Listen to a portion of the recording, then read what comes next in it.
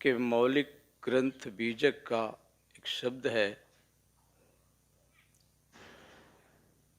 भाई रे अद्भुत रूप अनूप कथ्यो है, कहों तो को पति आई। जहाँ जहाँ देखो तहाँ तहाँ सोई, सब घट रहा समाई। लक्ष्य बिन सुख दरिद्र बिन दुख, नींद बिना सुख सोवे। जस बिन ज्योति रूप बिन आशिक, ऐसो रतन बिहूना रोवे। भ्रम बिनु गंजन मणि बिनु नीरख, रूप बिना बहुरूपा। स्थिति बिनु सुरति रहस्य बिनु आनंद, ऐसो चरित अनूपा। कहां कबीर जगत हरि मानिक, देखो चित अनुमानी। परिहरि लाख लोभ कुटुम, तज भजहु न सारंग पानी।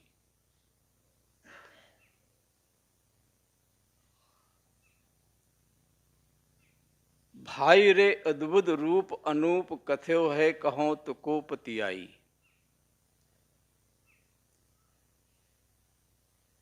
इस शब्द में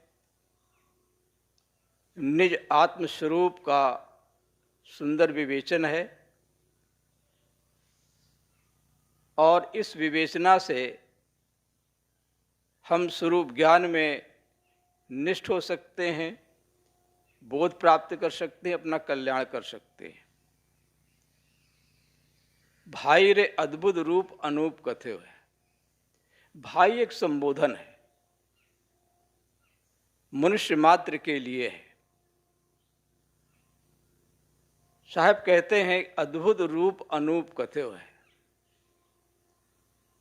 आत्मा का स्वरूप, निज चैतन्य स्वरूप कैसा है? अद्भुत है।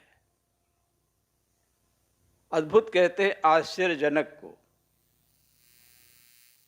जो कहीं देखने में नहीं आता है।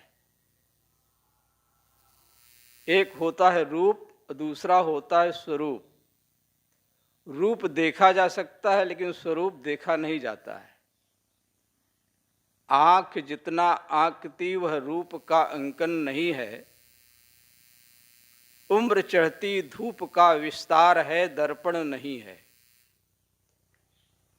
देखने के बाद जितना अनदिखा है रूप है वह, देखना तो दृष्टि का व्यापार है, दर्शन नहीं है। आंखों से जो दिखाई देता है, कानों से जो सुनाई देता है, जिह्वा से जो चखने में आता है, त्वचा से स्पर्श में आता है, वह दृश्य है, बाह्य रूप है। उसका दृष्टा, उसका साक्षी चेतन निज स्वरूप है। मैं ही दृष्टा हूं, मैं ही साक्षी हूं। इस भाव में रहना ही स्वरूप में रहना है। और ये दिखाई नहीं देता है। देखने वाले को किससे देखोगे? अपनी ही आंखों को, अपनी ही आंखों से आज तक हमने नहीं देखा। लेकिन कोई हमें अंधा कह दे तो हम रुष्ट हो जाएंगे। प्रमाण क्या है? हमने आंखों को तो नहीं देखा, लेकिन आंखों से देखते हैं, इसलिए सिद्ध होता कि आंखें हैं।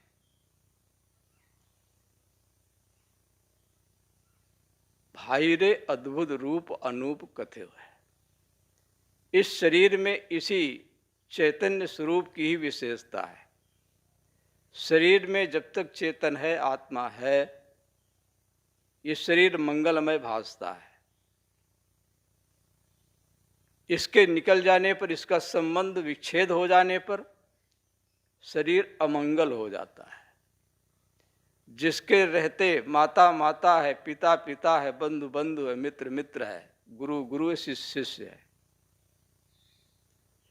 जिसके रहते हुए सिंह गर्जना करता है, बिल्ली म्याऊं म्याऊं करती है, मयूर नृत्य करता है, मनुष्य हंसता और बोलता है, वह कौन है? जो जागृत को देखता है, स्वप्न को भी देखता है, केवल देखता नहीं, सुनता, खाता, पीता, चलता, फिरता, उठता, बैठता, सारी क्रियाएं करता है।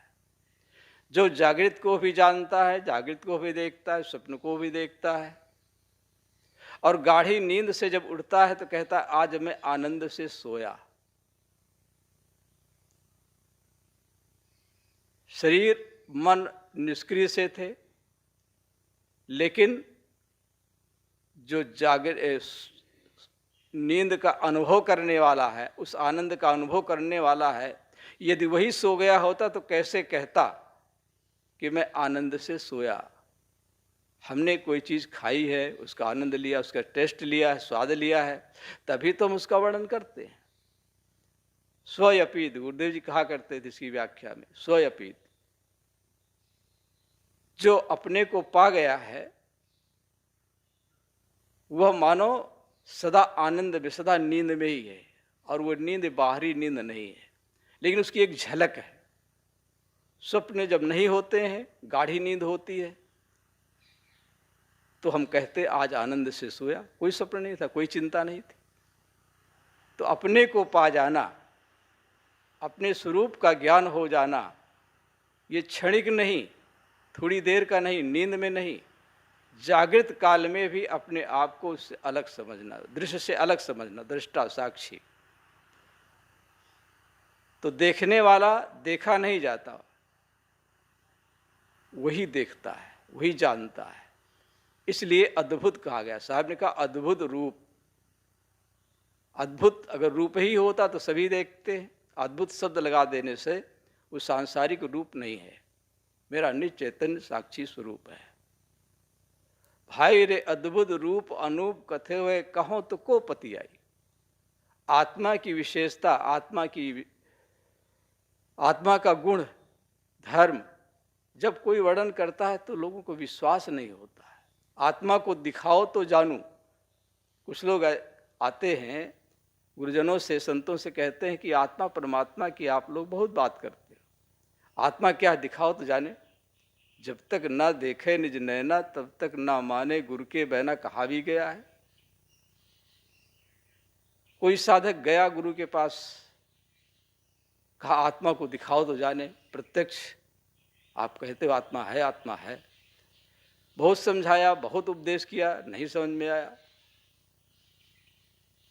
तो गुरु ने उसके पीठ में जोर से मुक्का मारा, घूंसा, तिलमिला उठा। गुरु ने पूछा क्या हुआ? कहे दर्द हो रहा है, जहां पर मारा था पीठ में दर्द हो रहा है। कहे तेरा दर्द कहाँ, दिखाना। पीठ में देखा, कहा तेरा दर्द दिखाई नहीं देता है, तू झूठ बोलता है। कहा गुरुदेव आप मार दिए हैं, दर्द हो रहा है, मजाक भी कर रहे हैं, दर्द कहीं आंखों से दिखाई देता है। तब गुरुदेव ने वहां कान रखे, कहा तेरे दर्द में कोई आवाज भी नहीं, सुनाई भी नहीं देता, देखने में नहीं आता, सुनने में नहीं आता।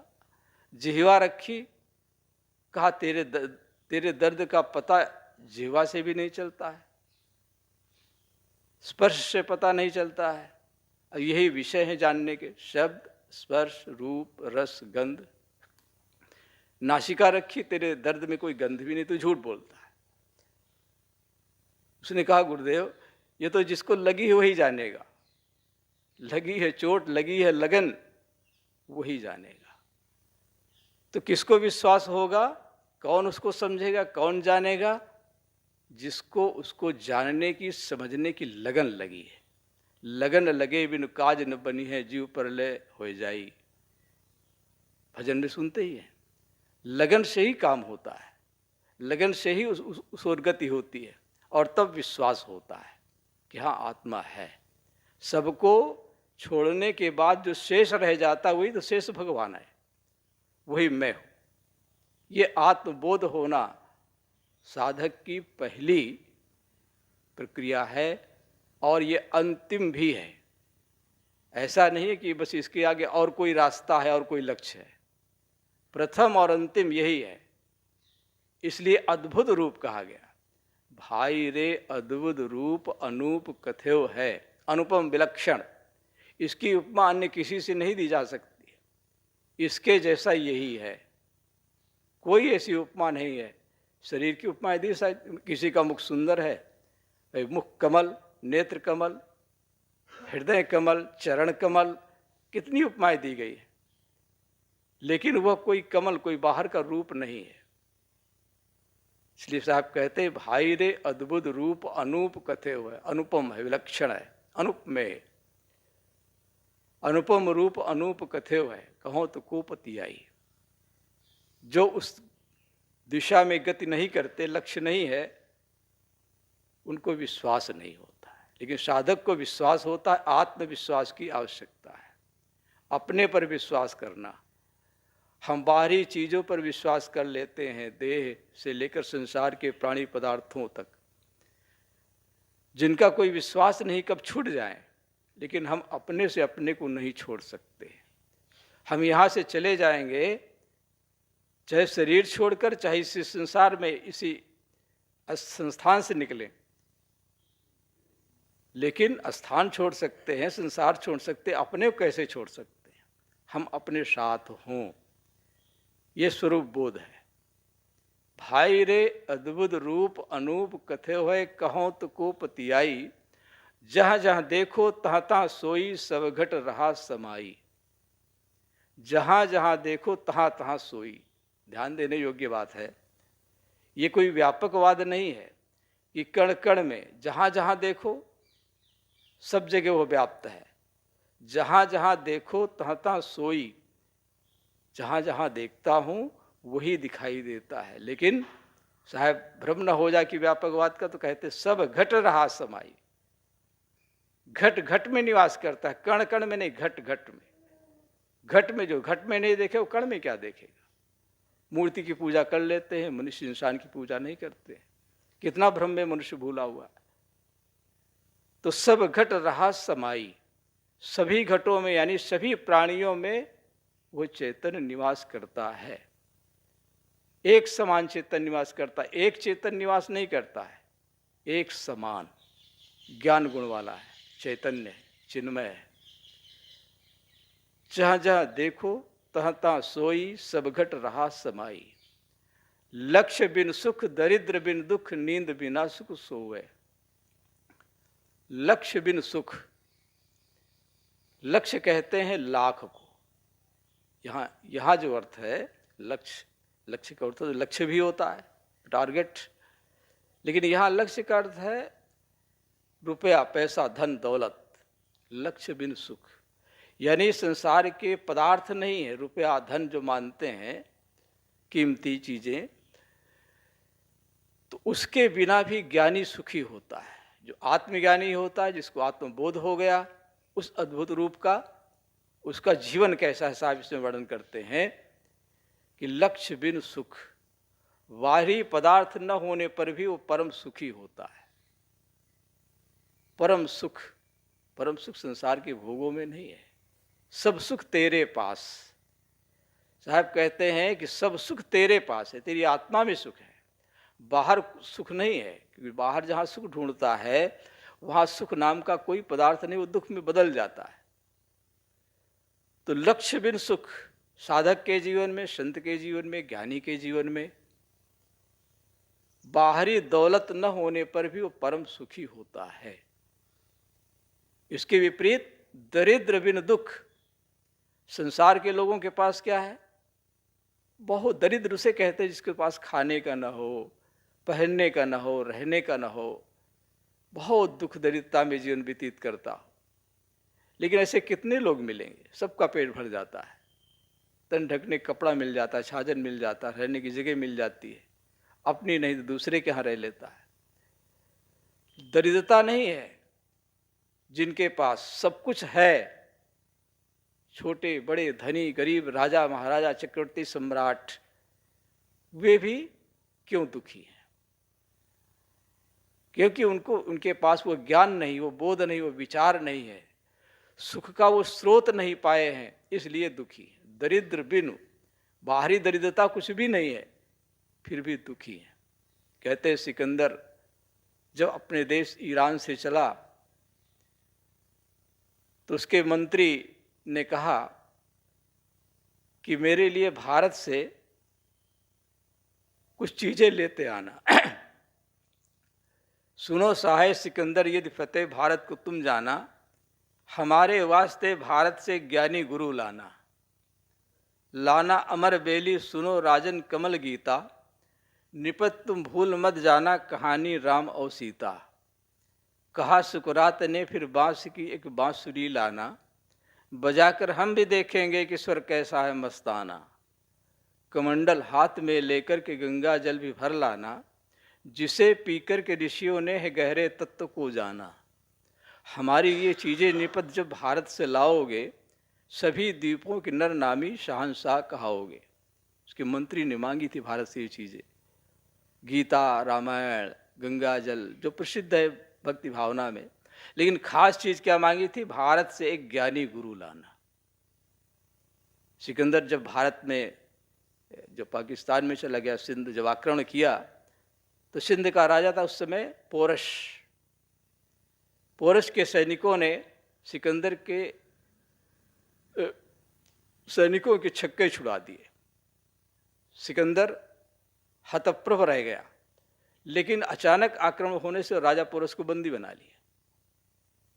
बंदी जब कोई राजा हो जाता था, अरेस्ट हो जाता, तो उसके अधिकार में हो जाता है। सिकंदर ने पोरस से पूछा कि अब बताओ तुम्हारे साथ क्या व्यवहार करूं। पोरस ने बड़े आत्मविश्वास के साथ कहा, मेरे साथ वही व्यवहार करें जो एक सम्राट दूसरे सम्राट के साथ, एक बादशाह दूसरे बादशाह के साथ करता है। हार कर भी हार न मानने वाला, ऐसा साहसपूर्ण वचन सुन करके सिकंदर उसके बंधन खोल देता, उसे हृदय से लगा लेता है, और उसका भारत विजय का स्वप्न चूर हो जाता है, आगे नहीं बढ़ पाता। लेकिन फिर भी उसने सोचा, विजय तो नहीं कर सका, लेकिन भारत से कोई ज्ञानी गुरु तो लेता जाऊं। पता लगाया, जंगल में एक संत के पास गया, बताया अमुक गुरु अमुक संत रहते हैं, फकीर। कहा, संत जी आप मेरे देश चले, मैं आपकी सेवा करूंगा। संत तो अलमस्त बैठे थे। जो आप चाहेंगे, भोग पदार्थ प्राणी, जो भी आप चाहेंगे, सुख सुविधा के सामान सब मैं आपको दूंगा। संत ने कहा, चाह गई चिंता गई मनुआ बेपरवाह, जाको कछु नहीं चाहिए सो साहन प्रतिसाह। कुछ नहीं चाहिए, मैं तेरे देश नहीं जाता। बहुत साहस के साथ कहा। सिकंदर को पहली बार धक्का लगा था जब उसकी आज्ञा का किसी ने उल्लंघन किया था। लोग कांपते थे थर-थर। 33 वर्ष की तुम उम्र थी सिकंदर जब भारत विजय यात्रा के लिए आया। जब से उसका शरीर छूटा, शरीरांत 33 वर्ष। तो सिकंदर ने जब संत से कहा कि, संत ने कहा मैं नहीं चलूँगा, तो उसकी आज्ञा न मानने से उसको ठेस लगी। उसने तलवार निकाल लिया, यदि आप नहीं चलेंगे तो मैं इसके बल पर ले चलूँगा। संत ने कहा, शस्त्र मुझे काट नहीं सकते, अग्नि जला नहीं सकती, वायु सुखा नहीं सकता, जल गीला नहीं कर सकता। जो नश्वर शरीर मुझसे अलग ही है, उसको तो और क्या अलग करेगा। सिकंदर की तलवार म्यान में चली जाती है और वो संत को ले नहीं जा पाता है, लौट जाता है अपने देश, ईरान नहीं पहुंच पाता है। बीच में उसकी मृत्यु की घड़ियां आ जाती है। सिकंदर वहां बालू पर सिकंदर को लेटा देते हैं। बिछाने के लिए बालूका है और ओढ़ने के लिए आकाश है। सिपाही खड़े हैं, अंतिम श्वासें गिन रहा है और उसको संत की बात याद आती है, लेकिन अब कुछ हो नहीं सकता है। तब सिकंदर ने कहा अंतिम श्वास टूटते हुए कि मेरी अर्थी को जब ले जाना तो मेरे दोनों हाथ अर्थी से बाहर निकाल देना, ताकि दुनिया के लोग ये जान सके सिकंदर जिसके अधिकार में थे, बहुत से खजाने वो आज खाली हाथों जा रहा है। तभी तो हम उसके विषय में सुनते हैं कि सिकंदर जब गया दुनिया से दोनों हाथ खाली थे। दरिद्र बिन दुख, ये एक सिकंदर की कहानी नहीं है। किसी के पास कुछ हो जाता है अधिक धन दौलत, तो अपने किसी सिकंदर से कम नहीं समझता है। भरत खंड के अधिपति चक्री कितने भूपर आए, वासुदेव बलदेव काल के भीषण उदर समाये। प्रबल शक्ति संपन्न सैन्य उनका सा और कहाँ है, किंतु धरातल पर क्या उनका नाम निशान रहा है। अक्षय धन परिपूर्ण खजाने शरण जीव के होते, तो अनादि के धनी सभी इस भूतल पर ही होते। पर्ण कारगर धन होता है अंत मृत्यु की बेला, राजपाट सब छोड़ चला जाता है हंस अकेला। यही जीवन की वास्तविकता है। तो साहब कहते हैं कि लक्ष्य बिन सुख दरिद्र बिन दुख। लाखों नहीं है, दौलत नहीं, फिर भी ज्ञानी सुखी है। और लाखों है, दौलत है, सब कुछ है, लेकिन दरिद्रो यो असंतुष्ट है। दरिद्र बिन दुख। दुखी कौन है? जो दरिद्र है, असंतुष्ट है, वही दरिद्र है। लक्ष्य बिन सुख दरिद्र बिन दुख, नींद बिना सुख सोवे। किसी को नींद आती है तभी तो सोता है। यहां भी सत्संग में आकर के लोग सो जाते हैं, गुरुजन संतजन समझाया करते हैं। तो नींद बिना सुख सोवे, खूब सोए फिर भी सो रहे हैं। भाई अब यहां सब संत बैठे हैं, साधक बैठे हैं, तो सुख से तो सोएंगे, अब कौन अवसर मिलेगा सोने के लिए। तो नींद बिना सुख सोवे, यहां अर्थ यह है कि नींद में तो सभी लोग सुख से सोते हैं। कोई डॉक्टर के पास इसलिए नहीं जाता है कि डॉक्टर साहब हमें नींद ज्यादा आती है, कोई ऐसी दवा दे दो हमारी नींद कम हो जाए। इसके लिए कोई नहीं जाता। नींद नहीं आता है इसलिए गोली लेने जाते हैं लोग। यहां बिना नींद की गोली लिए और बिना 4-6 घंटे की नींद वाले सुख से भी अलग एक ऐसा सुख है। साहब कहते हैं नींद बिना सुख सोवे। नींद का अर्थ है सुख से सोना। जो चिंता में ग्रस्त है, दुखी है, उसको नींद कैसे आएगी? सुख की नींद नहीं आएगी। लेकिन ज्ञानी के जीवन में सदा सुख ही सुख है, चैन ही चैन, इसलिए मानो सदा सुख से सोता है।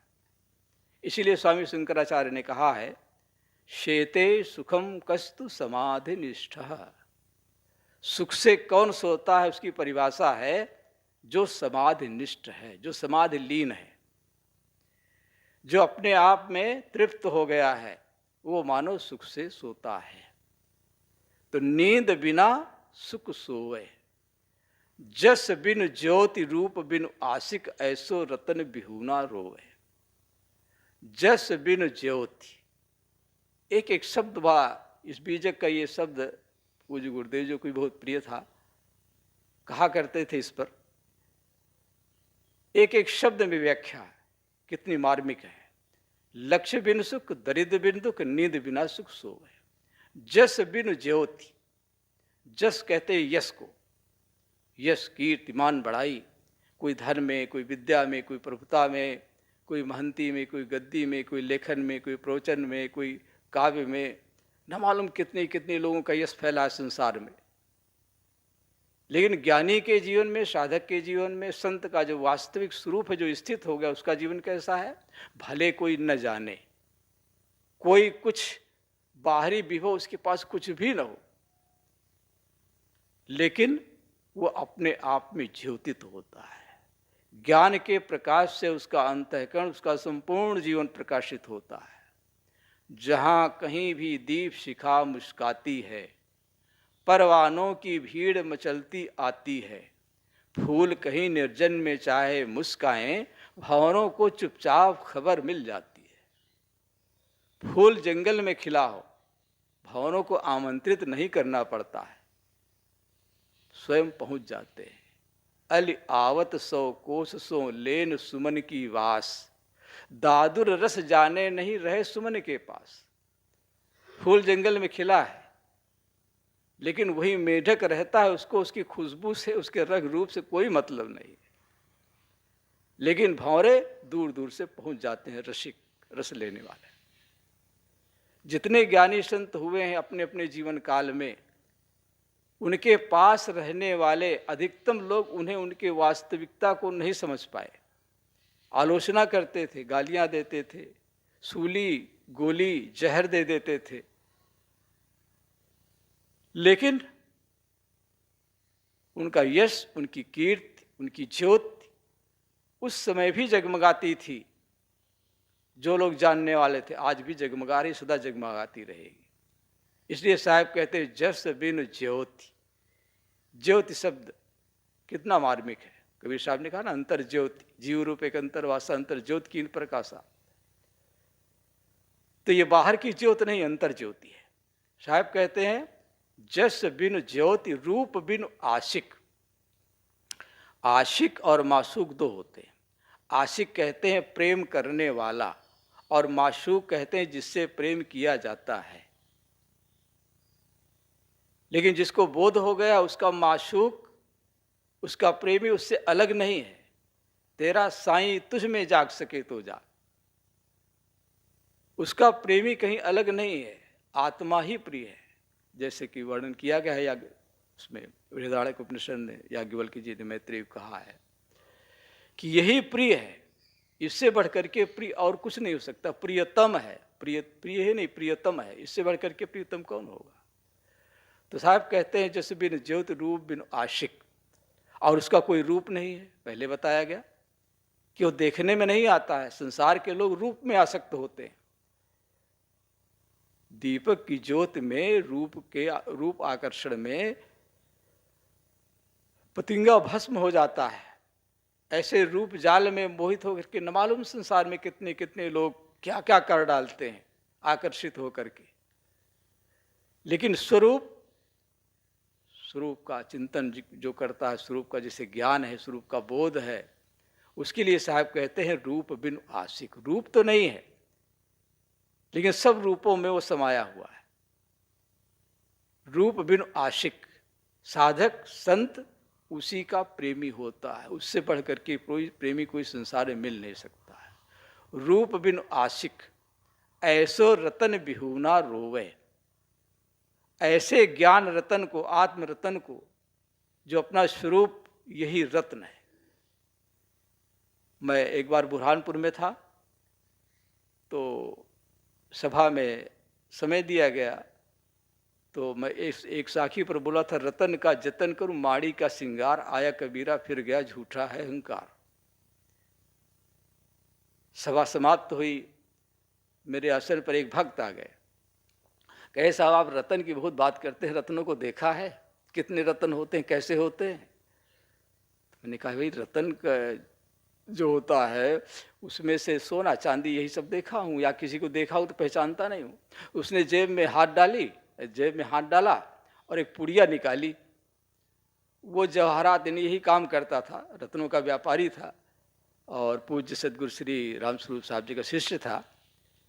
तो उसने उस पुड़िया को निकाला और कहा साहब मैं यही काम करता हूँ, ये वानगी के लिए कुछ लिए रहता हूँ, कहाँ क्या भाव है दिखाना है, कुछ अपने काम के लिए लिए रहता हूँ।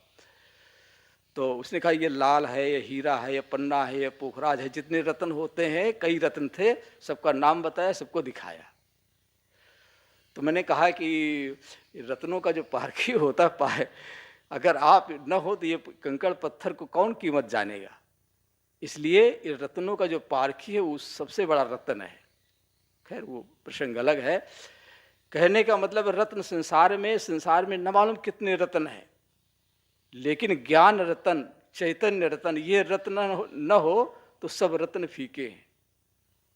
कहीं सफर में यदि आप हैं और आपके एक जेब में रत्न पड़े हुए हैं और एक जेब में सूखा चना पड़ा हुआ है, भूख कौन मिटाएगा। तो रत्न का मूल्य है, लेकिन हर जगह मूल्य नहीं है। इसी प्रकार संसार में रत्नों का, धन का मूल्य है, उसके बिना काम नहीं चलता। लेकिन ज्ञान की स्थिति में, आत्म स्थिति में, शांति जिसे चाहना है, वहाँ उसका कोई मूल्य नहीं है। वो उस मूल्य को पहचानने वाला जो ज्ञान रतन है, आत्म रतन है, यही है पारखी। पारख करके उस रत्न को ही पहचानने के लिए, जानने के लिए साहब का संकेत है। तो रूप बिन आशिक ऐसो रतन बिहूना रोवे। आत्मज्ञान न होने से ही दुखियारी सारी दुनिया। ये सारा संसार के लोग दुखी क्यों हैं? क्योंकि उनको वह रत्न नहीं मिला है जिस रत्न को पाने से, जिसके मिलने से, जिसके बोध से संसार की सारी दरिद्रता, सारा दुख मिट जाता है। उसके न मिलने से वो रोता है, न दुखी होता है। तो ऐसो रतन बिहुना रोवे, भ्रम बिनु गंजन मणि बिनु नीरख रूप बिना बहुरूपा। भ्रम बिनु गंजन, हर जगह संसार में भ्रम है। शरीर रहेगा कि नहीं रहेगा, ईश्वर है कि नहीं है, देवी देवता हैं कि नहीं, स्वर्ग है कि नहीं। संसार में भ्रम बढ़ाते हो, लोक में भ्रम बढ़ा सब ठाव। कहीं कबीर पुकारे कि तुम बसे भ्रम के गांव। ऐसो भ्रम भी गुरचन भारी, भ्रम भ्रम कबीरा फिरे उदास। इस संसार में कितना भ्रम है उसका वर्णन नहीं किया जा सकता है। भ्रम ही भ्रम तो है। लेकिन मैं नहीं हूं इसमें कोई भ्रम नहीं है। मैं नहीं हूं तो बोलता कौन है, जानता कौन है, देखता कौन है, सुनता कौन है। आत्म अस्तित्व का जिसे बोध है उसे किसी भ्रम में नहीं, वो किसी भ्रम में नहीं पड़ता है। और अपने स्वरूप के विषय में कोई भ्रम नहीं, वो है, प्रत्यक्ष है। तो भ्रम बिनु गंजन, गंजन कहते तिरस्कार को। बीजक हम पढ़ लेते हैं, व्याख्या पढ़ लेते हैं, लेकिन अचानक पूछ लीजिए गंजन क्या है तो बिना उसको मनन करना चाहिए। सब गुरुदेव जी कहा करते थे कि इस लोग पता कि बहुत सी वाणियों पर बोला क्या हमारे बीजक में खजाना कम है जो हम बीजक को छोड़ देते हैं। अन्य वाणियों पर भी साहब ने व्याख्या की बोलना चाहिए, लेकिन बीजक को प्राथमिकता देनी चाहिए। तो साहब कहते हैं कि भ्रम बिनु गंजन, अपने स्वरूप के विषय में कोई भ्रम नहीं है, फिर भी गंजन उसी का तिरस्कार है। आत्म अभिमुख नहीं होते हम, बहिर्मुख रहते हैं। शरीर और संसार, इंद्रिय और भोगों में हम लिप्त हो जाते हैं और अपने स्वरूप का स्मरण नहीं करते हैं। लेकिन साधक स्वरूप का ही स्मरण करता है, उसी के लिए उसका जीवन होता है। तो भ्रम बिनु गंजन, स्वरूप में भ्रम नहीं है, लेकिन उसको जो नहीं जानता उसके महत्व को उसका तिरस्कार करता है। कहाँ है आत्मा परमात्मा, सब झूठ है, कल्पना है। तो भ्रम बिनु गंजन मणि बिनु नीरख, वो कोई बाहर की मणि नहीं है, रत्न जैसे बताया गया, कोई देखने वाली मणि नहीं है, लेकिन फिर भी वो ऐसी मणि है जो निरीक्षण करने योग्य, परखने योग्य है। उसी का निरीक्षण करें, उसी को परखें। तो मणि बिनु नीरख, रूप बिना बहुरूपा, रूप नहीं है लेकिन बहुत रूपों में वही समाया हुआ है। रूप बिना बहुरूपा, स्थिति बिनु सुरति रहस्य बिनु आनंद। स्थिति बिनु सुरति, स्थिति यानी स्थिति, आत्मस्थिति, स्थिति सुरत यानी आत्मस्थिति, लक्ष्य, और स्थिति कहते हैं आलंबन को, आधार को। जैसे मकान खंभे पर खड़ा हुआ है, लेकिन अपना स्वरूप कैसा है, वहाँ कोई आलंबन नहीं है, कोई खंभा नहीं है, निराधार आधार ले जानी। सूत्र रूप में साहब ने कहते हैं निराधार आधार ले जानी। उसी के आधार में मन इंद्रियां काम करती हैं, शरीर काम करता है, वह किसी के आधार में नहीं है। हृदय निवासी कहा जाता है। हृदय निवासी का अर्थ ये नहीं होता है कि आप ऑपरेशन करके देखो तो वो मांस का जो लोथड़ा हृदय धक धक कर रहा है उसमें चीर फाड़ के देखो तो कहीं चेतन, कहीं आत्मा मिलेगा। तो हृदय का मतलब होता है अंत है, जो इस शरीर, हृदय का मतलब होता है अत्यंत सूक्ष्म आंतरिक स्वरूप। हृदय चूंकि शरीर का एक मेन भाग है, मुख्य है, हृदय एक केंद्र है, वही सब संचालन होता है। इसी प्रकार आत्मा केंद्र है, वहीं से सारा संचालन होता है, मन इंद्रियां काम करते हैं। इसलिए भाव और समझाने के लिए आधार लेना पड़ता है। तो स्वरूप जो है निराधार है, निरालंब है। स्थित बिन सुरति, वहाँ किसी अन्य आधार की जरूरत नहीं है, बल्कि जितने आधार हैं सब वहाँ टूट जाते हैं। ध्यान में क्या करते हैं, कहते हैं संकल्पों को छोड़, इसको संकल्प छोड़ते जाओ, छोड़ते जाओ, छोड़ते जाओ। जब वही शेष रह जाता है, कोई आधार नहीं रह जाता है, तो वही तो अपना स्वरूप है। तो साहब कहते हैं भ्रम बिनु गंजन मणि बिनु नीरख रूप बिना बहुरूपा। स्थिति बिनु सुरति, रहस्य बिनु आनंद। रहस्य कहते हैं रास, रहस्य तो वैसे कहते हैं रहस्य को, गुप्त को। यह अर्थ लिया जाए तो भी बीजक विक्त बतावे जो विद गुप्ता हो, ऐसे शब्द बतावे जीव को बूझे बुरला को, जीव के लिए है। लेकिन यहाँ रहस्य का अर्थ है रास, अच्छा लगना। वहाँ कोई रास लीला नहीं हो रही है, वृंदावन में जाओ या देखो मंचों पर रासलीला होती है ना, कितना अच्छा लगता है, बड़ा नाचते हैं, गाते हैं, कितना सुंदर लगता है। तो रासलीला अच्छी लगती है, जो अच्छा लगे वही रास, वही रस है। तो रहस्य बिनु आनंद, अपने स्वरूप में, अपनी आत्मा में, स्वरूप चिंतन में, वहाँ कोई बाहरी चीज नहीं है जो अच्छी लगे, वो स्वयं अच्छा है, वह स्वयं सुंदर है। रहस्य बिनु आनंद, और उस रास लीला के बिना वहाँ आनंद ही आनंद, वह सदा रास लीला हो रही, सदा आनंद ही आनंद है। रहस्य बिनु आनंद, ऐसो चरित अनूपा, ऐसा जो स्वभाव है, चरित्र है, आत्मा का जो स्वभाव है, आत्मा का जो गुण है, गुण धर्म है, ज्ञान गुण है, वह रहस्य बिनु आनंद, ऐसो चरित अनूपा, वह विलक्षण है। फिर शायद जैसे पहले कहा कि अनुपम रूप अनूप कहते हुए, शायद फिर कहते हैं कि रहस्य बिनु आनंद ऐसो चरित अनूपा, प्रकृति यानी स्वभाव जो गुणधर्म है वो अनुपम है, उसका वर्णन नहीं किया जा सकता। रहस्य बिनु आनंद ऐसो चरित अनूपा, कहाँ ही कबीर जगत हरि मानिक। साहब कहते हैं इस संसार में हरि ही मानिक है, मणि है, कीमती पदार्थ है, बहुमूल्य है। हरि, कहीं कबीर जगत हरि मानिक। हरि के दो अर्थ हैं, एक तो आत्मा, दूसरा गुरु। सगुण रूप में सदगुरु हरि है, हमारे अज्ञान का हरण कर लेते हैं, गलत आदतों का, गलत बुराइयों का, चाहे वो व्यवहार में हो चाहे परमार्थ में। गुरु इसलिए होता ही है कि हमारे अज्ञान का हरण कर ले, और अज्ञान का हरण करके जो ज्ञान के क्षेत्र में हमें प्रकाशित कर दे, वो सदगुरु और संत जन, गुरु रूप संत हैं। बच्चा भी एक शिक्षा दे, वो भी गुरु रूप है। कोई भी हो जो हमें शिक्षा दे, सतर्क करे, ज्ञान का मार्ग बताए, तो वास्तव में वो गुरु रूप ही है। इसलिए ये नहीं है कि बस कोई अमुक एक गुरु ही होता है। व्यवहार के लिए गुरु को मानना पड़ता है, परमार्थ के लिए भी मानना पड़ता है, व्यवहार के लिए भी मानना पड़ता है। जहाँ व्यवहार और परमार्थ दोनों सुंदर हैं, जो परमार्थ परायण संत जन है, ज्ञानी जन है, वैराग्यवान, आत्मज्ञानी, आत्मनिष्ठ, वास्तव में वे गुरु ही हरि हैं। सगुण, सगुण उपासना यही है। और निर्गुण उपासना क्या है? जो तीनों गुणों से परे अपना चैतन्य स्वरूप है, वह उपास्य है, और वो कहीं बाहर नहीं है, वो अपना निज स्वरूप है। तो साहब कहते हैं कि स्थिति बिनु सुरत रहस्य बिनु आनंद ऐसो चरित्र, कहीं कबीर जगत हरिवानिक, देखो चित्त अनुमानी। चित्त में अनुमान करे देखो उस आत्म अस्तित्व के लिए। साहब कहते हैं देखो चित्त अनुमानी। अनुमान का अर्थ यहाँ पर कल्पना नहीं है, विचार है।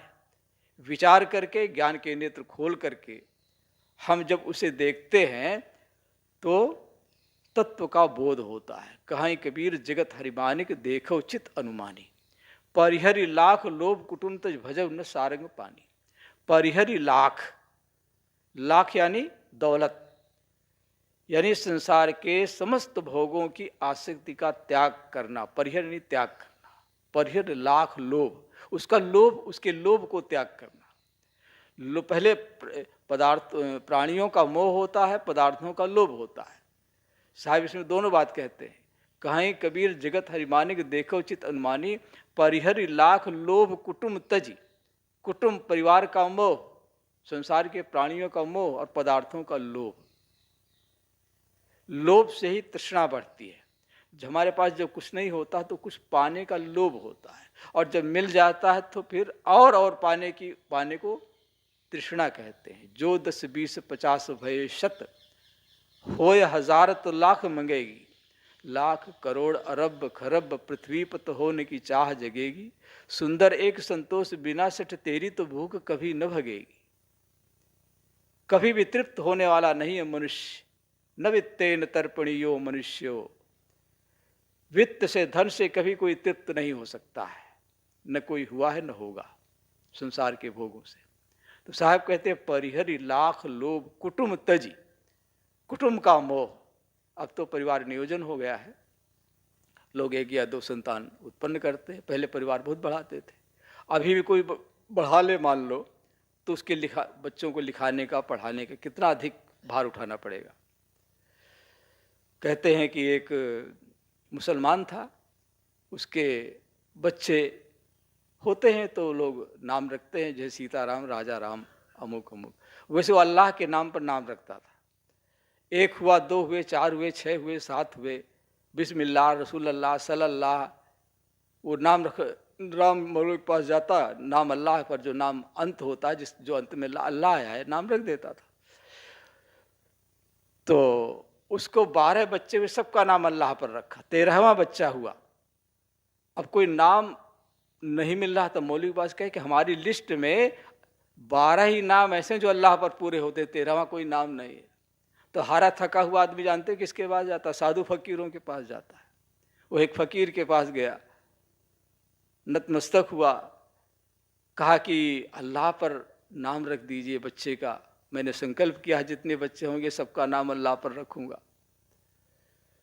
तो फकीर ने कहा अच्छा 12 बच्चे हो गए, तो इसका नाम रख दो। ऊपर हाथ उठाए आकाश की ओर, आंख मूंदी जैसी इबादत करते हैं, कहा इसका नाम रख दो बस कर अल्लाह।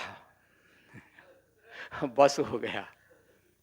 हमारे एक भक्त है, अब इस पता नहीं शरीर है कि नहीं, बमनान में रामलाल जी, कई संतानें हैं उनकी। तो साहब उनको संयम का उपदेश करते थे जब बच्चा होता था। 4 6 हो गए, 8 हो गए, 6 हुए, तो साहब कहे ठीक, बिल्कुल साहब संयम करूंगा, अब परिवार नहीं बढ़ाऊंगा। और जब फिर कोई बच्चा हुआ तो उसका नाम रखवाने के लिए साहब के पास पत्र लिखते थे। अब क्योंकि फ़ोन उस समय था नहीं, पत्र लिखते थे। तो कहे साहब इसका नाम रख दीजिए। तो फिर साहब कहते अरे बस कर। नाम तो रख देते थे, धर्मचंद, करमचंद, ज्ञानचंद, और नाम भूल गए। तो कहने का अर्थ ये है कि उसी की बात नहीं है। अब लोग संयम करते हैं, संयम का साहब कहते हैं, यहाँ तो संयम पर बात है कि परिहर लाख लोभ कुटुंब तज, मोह, परिवार का मोह। संतान जितने संतान होंगे, जितना परिवार बढ़ेगा, जिसको अपना मानोगे और मोह बढ़ता चला जाएगा। निर्मोह होने के लिए तो हम सब साधक यहाँ आए हैं, वो लाइन ही काट दिए। तब यहाँ किसका मोह? प्राणियों का मोह। जैसे उसमें पुत्र का मोह होता है, ऐसे यहाँ शिष्य का मोह होता है। इसलिए कहीं मोह नहीं करना। साहब कहते परिहर लाख लोभ कुटुंब भजव न सारंग पानी। अंतिम बात क्या है? साहब कहते हैं भजव न सारंग पानी। सारंग पहाड़ी, सारंग धनुष को कहते हैं, पाणी हाथ को कहते हैं। यहाँ सारंग पाणी अगर राम के लिए होता अयोध्यावासी, तो राम ने उसका खंडन किया साहब ने। यहाँ सारंग पाणी का अर्थ क्या है? अंतःकरण रूपी हाथ में जो ज्ञान धनुष लेकर के खड़े हुए सदगुरु हैं, उनका भजन करो। सदगुरु ही वास्तव में राम है, सारंग पाणी है। उन्हीं का भजन, उन्हीं का चिंतन, उन्हीं के बताए हुए उपदेश के अनुसार हमें चलना है। तो ये पद सबको मनन करना चाहिए, चिंतन करना चाहिए और जीवन में इसका आचरण करना चाहिए। भाई रे अद्भुत रूप अनूप कथो है, कहो तुको पतियाई, जहाँ जहाँ देखो तहाँ तहाँ सोई, सब घट रहा समाई। लक्ष्य बिन सुख दरिद्र बिन दुख, नींद बिना सुख सोवे, जस बिन ज्योति रूप बिन आशिक, ऐसो रतन बिहूना रोवे। भ्रम बिन गंजन मण बिन नीरख, रूप बिना बहुरूपा, थिति बिन सुरत रहस्य बिन आनंद, ऐसो चरित अनूपा। कहीं कबीर जगत हरिमानिक, देखो चित अनुमानी, परिहरि लाख लोभ कुटुंब तज, भजव न सारंग पानी। गुरुदेव तुमको